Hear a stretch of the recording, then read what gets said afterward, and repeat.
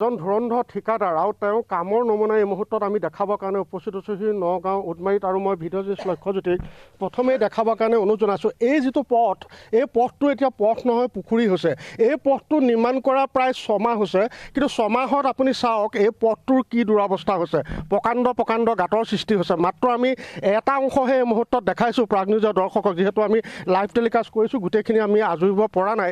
কিন্তু ইয়াৰ সন্মুখত এটা দৃশ্য মই আকৌ দেখাবৰ কাৰণে অনুৰোধ জনাম ভিডিঅ'জিষ্ট লক্ষ্যজ্যোতিক। এটা বিশাল কেঁচাৰ, আৰু এইটো হৈছে RS গান্ধী নামৰ অসমৰ এগৰাকী বিখ্যাত দুৰ্নীতিগ্ৰস্ত ব্যক্তি, যিগৰাকী ব্যক্তিয়ে ইয়াত এটা কেঁচাৰ খুলিছে।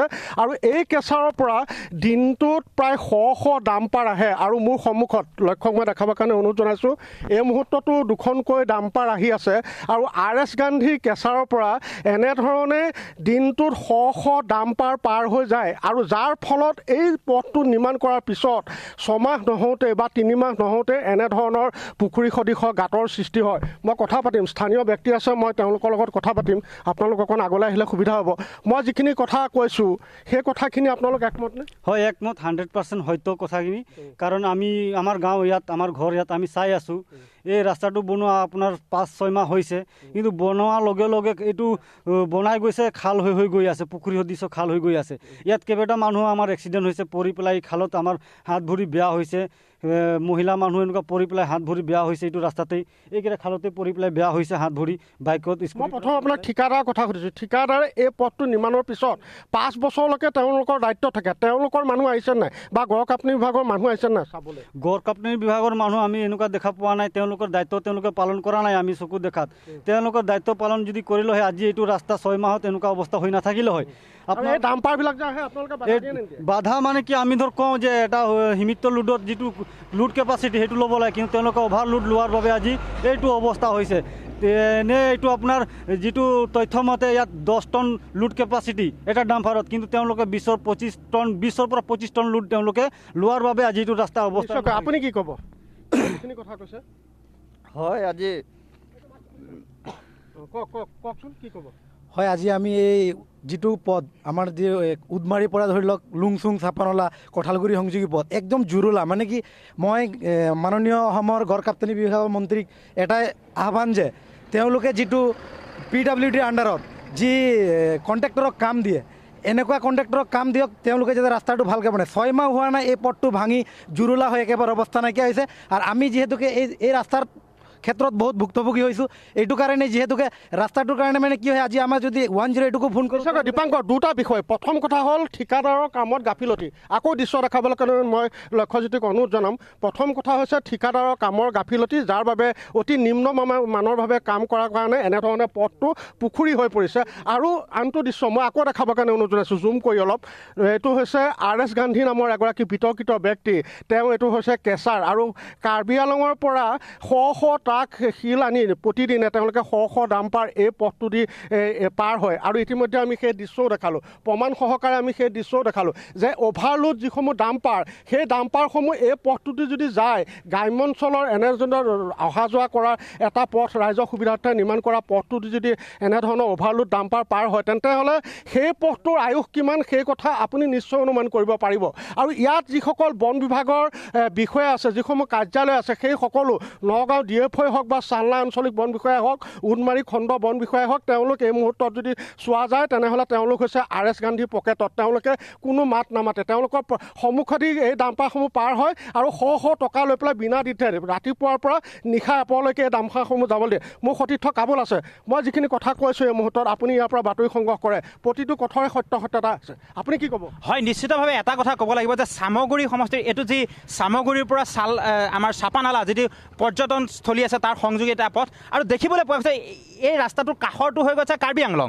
আৰু আমি যদি নগাঁও PWDক এটা কথা সোধোঁ যে পথটো ইমান খুব কম সময়ৰ ভিতৰত কেনেকৈ বেয়া হয়, তেতিয়া তেখেতসকলে এটা গা সৰা মন্তব্য দিয়ে যে কাৰ্বি আংলং পাহাৰৰ পৰা অভাৰলোড ডাম্পাৰসমূহ এই ৰাস্তাতে চলে, সেইবাবে এই পথটো বেয়া হয়। কিন্তু সকলোতকৈ ডাঙৰ কথা, ইয়াত কিন্তু নগাঁও বন বিভাগৰ 2খনকৈ পহৰা চকী আছে। সেই পহৰা চকীকেইখনৰ সন্মুখেদি কিদৰে এই গাড়ীসমূহ পাৰ হয় সেইটো নগাঁও বন বিভাগে চকু দিব লাগিছিল। কিন্তু আজি দেখিবলৈ পোৱা গৈছে যে তেখেতসকলে এক নিৰ্লোভ ভূমিকা পালন কৰিছে, আৰু সেইবাবে তেখেতসকলৰ সন্মুখেদি এইদৰে বিনা দ্বিধাই এই গাড়ীসমূহ পাৰ হৈ আছে। আৰু তাৰ বাবে 5 মাহ 6 মাহ নহওঁতে যি ৰমেশ আগৰৱালা ঠিকাদাৰ আছিলে, তেখেতে নিৰ্মাণ কৰিছিলে ৰাস্তাটো, কিন্তু এই ৰাস্তাটো ইতিমধ্যে জহি হৈ গৈছে। গতিকে ইয়াৰ যি গড়কাপ্তানি মন্ত্ৰী আছে তেখেতসকলক এটাই আহ্বান জনাইছে, ইয়াৰ স্থানীয় যে আমি অনুৰোধ জনাইছোঁ যে ইয়াৰ এক উচিত তদন্ত হওক, যে 6 মাহৰ ভিতৰত ৰাস্তাটো কেনেকৈ বেয়া হৈ গ'ল, এইখিনি কথা। নিশ্চয়কৈ মই আকৌ দৃশ্য দেখাবৰ কাৰণে লক্ষ্যজ্যোতিক অনুৰোধ জনাম।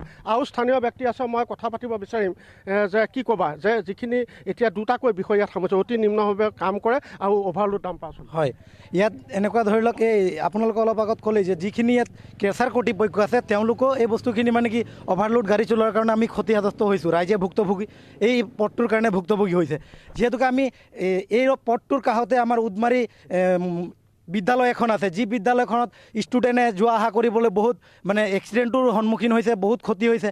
আৰু যদি আমি চাব যাওঁ বেমাৰীৰ ক্ষেত্ৰত যদি আমাৰ কিছুমান 108 হওক বা এনেকুৱা আমি প্ৰাইভেট গাড়ী যদি লওঁ, প্ৰাইভেট অসুবিধাৰ সন্মুখীন হৈছে ৰাইজে, যিহেতু ভুগিছে। হয়, ৰাইজে আজি আমি বহুতবাৰ ধৰ্ণা দিছোঁ এই ৰাস্তাৰ কাৰণে, কিন্তু নামানেই।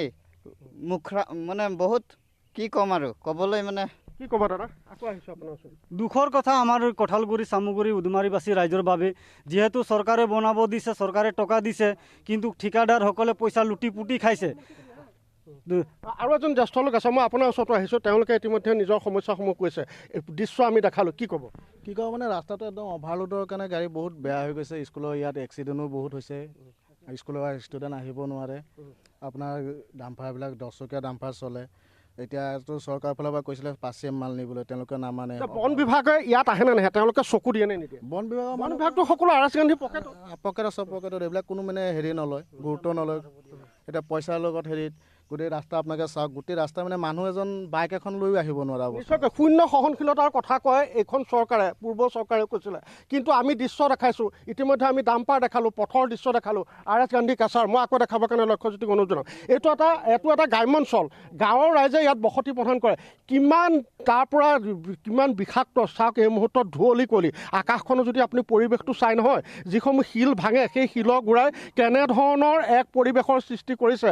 আৰু ইয়াতে ওচৰতে আছে, আৰু ইয়াত ওচৰত আছে যে এটা এলিফেণ্ট কৰিডৰ আছে, ইয়াত হাতীৰ যি উপদ্ৰৱ চলে, তাৰ পিছতো কিন্তু ইয়াত শিল ভাঙি আছে, ডাম্পাৰ পাৰ হৈ আছে। আৰু ইয়াৰ যিসকল DFO আহে, যিসকল ৰেণ্ডাৰ ইয়াত দায়িত্ব পালন কৰে, সেইসকলে কিন্তু দেখা পোৱা যায় যে এই আৰ এছ গান্ধীৰ লগত মিতিয়ালি কৰি পেলাই তেওঁলোকক এই বৰপিয়া পাৰি দিয়াৰ নিচিনা দেখা পোৱা গৈছে। মই আকৌ আপোনাৰ ওচৰত আহিছোঁ, কি ক'ব?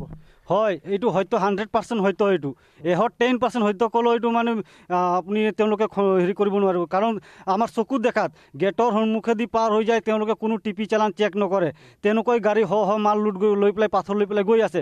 তেওঁলোকে সম্পূৰ্ণৰূপে মেনেজ হৈ আছে। পাৰ টিপত আপোনালোকৰ চাব, তেওঁলোকে মানে 200 পৰা 500 টকা এনেকুৱা লৈ পেলাই গাড়ীকেইটা চালান চেক নকৰাকৈ এনেকুৱা পাৰ হ'ব দি আছে। ইয়াত ৰেঞ্জাৰ পৰা ধৰি DFৰ পৰা ধৰি বিট অফিচাৰ চব ইয়াত মেনেজ হৈ আছে।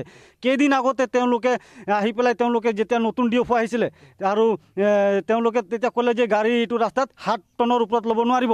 যেতিয়া তেওঁলোকে লগত অংক হৈ গ'ল, পইচা লেনদেন হৈ গ'ল, এতিয়া তেওঁলোকে পূৰা 12 টন 14 টন 25 টনলৈকে মাল লোড ল'বৰ কাৰণে তেওঁলোকে পাৰ্মিশ্যন দি দিলে। যদি 12 টন 25 টন 20 টন যদি যায়, এই পথটোতো 6 মাহ নালাগে, এমাহতো বেয়া হ'ব, যিমানেই নবনাওক। সেই কথাটো আপোনালোকে হয়, আমি এইটোৱে তেওঁলোকক দাবী কৰোঁ, কিন্তু তেওঁলোকে নামানে। তেওঁলোকে পইচা খাই পেলাই তেওঁলোকে গাড়ীকেইটা এৰি দিয়ে, যিমান লোড ল'ব আছে লৈ যাওঁ, তেওঁলোকক খালি পইচা লাগে।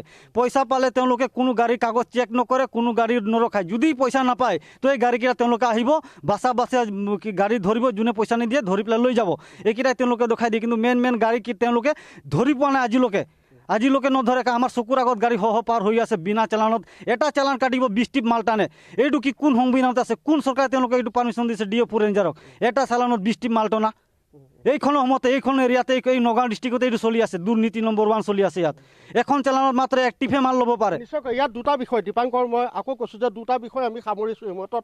পথটোৰ দুৰাৱস্থা, আৰু পথটোৰ এই দুৰাৱস্থা কি হৈছে সেই দৃশ্যটো আমি ইতিমধ্যে দেখাইছোঁ। মই পুনৰ ভিডিঅ' নিউজ লক্ষ্যজ্যোতিক দৃশ্য দেখাবৰ কাৰণে অনুৰোধ জনাম যে এনেধৰণে এই যিটো 6 মাহ নহওঁতে এই যিটো পথ, এই পথটো এতিয়া পুখুৰী সদৃশ, ইয়াত পানী জমা হয়। আৰু ইতিমধ্যে কৈছে যে ইয়াৰ ওচৰত এখন বিদ্যালয় আছে, সেই বিদ্যালয়লৈ যিসকল ইয়াৰ স্থানীয় যিসমূহ ছাত্ৰ ছাত্ৰী, বৰ্তমান বিদ্যালয় বন্ধ যদিও যেতিয়া বিদ্যালয় খোলা থাকে তেওঁলোকে যাবলৈ যথেষ্ট অসুবিধাৰ সন্মুখীন হয়। এখন 108, এখন মেডিকেলৰ কাৰণে ইয়াত লোকৰ বেমাৰ হ'লে তেওঁলোকে নিবৰ কাৰণে ইয়াত অসুবিধাৰ সন্মুখীন হয়। আৰু আৰ এছ গান্ধী নামৰ যিটো কেঁচাৰ, সেই কেঁচাৰটো মই আকৌ দৃশ্য দেখাবলৈ কাৰণে অনুৰোধ জনাইছোঁ। এই কেঁচাৰটোৱে এতিয়া ইয়াৰ যিসমূহ পথ আছে, এই পথসমূহ এতিয়া পুখুৰী কৰি পেলাইছে। ইয়াৰ স্থানীয় যিসকল জনতা, সেই জনতাই এতিয়া দুৰ্ভোগ ভুগিবলগীয়া হৈছে।